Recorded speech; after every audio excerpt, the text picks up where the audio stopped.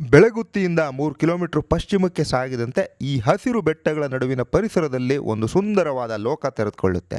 ಎತ್ತರದ ಮರಗಳು ಸೃಷ್ಟಿಸಿದ ಹಸಿರು ಚಪ್ಪರದ ನೆರಳಿನಲ್ಲೇ ಶಾಲಾ ಬಾಲಕನ ಹುಮ್ಮಸ್ಸಿನಲ್ಲೇ 100 ಮೆಟ್ಲು ಏರ್ತಾ ಇದ್ದ ಹಾಗೆ ತೀರ್ಥರಾಮೇಶ್ವರದ ಆವರಣ ತಲುಪಿರ್ತೀವಿ. ಹಸಿರು ಕಾನನಗಳ ನಡುವೆ ವರ್ಷವಿಡೀ ಬತ್ತದ ಈ ಗೋಮುಖ ಪ್ರಣಾಳದ ನೀರನ್ನು ಕುಡಿದು ದೇವಸ್ಥಾನದ ಒಳಗೆ ಹೋಗೋದು ಭಕ್ತರ ವಾಡಿಕೆ.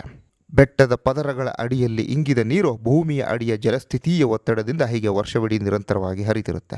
ಇಲ್ಲಿನ ಗೋಡೆಗಳ ಮೇಲೆ ಬೇಡರ ಕಣ್ಣಪ್ಪನ ಅದಮ್ಯ ಭಕ್ತಿಯ ಗಾಥೆ ಕೆತ್ತಲ್ಪಟ್ಟಿದೆ. ಇದು ಈ ಮಣ್ಣಿನ ಮೂಲ ನಿವಾಸಿಗಳ ಭಕ್ತಿ ಪರಂಪರೆಯ ಪ್ರತೀಕದಂತೆಯೂ ಭಾಸವಾಗುತ್ತೆ. ಇಲ್ಲಿ ಹರಿ, ಹರ ಮತ್ತು ಬ್ರಹ್ಮ ಮೂವರು ಪೂಜಿಸಲ್ಪಡುತ್ತಾರೆ.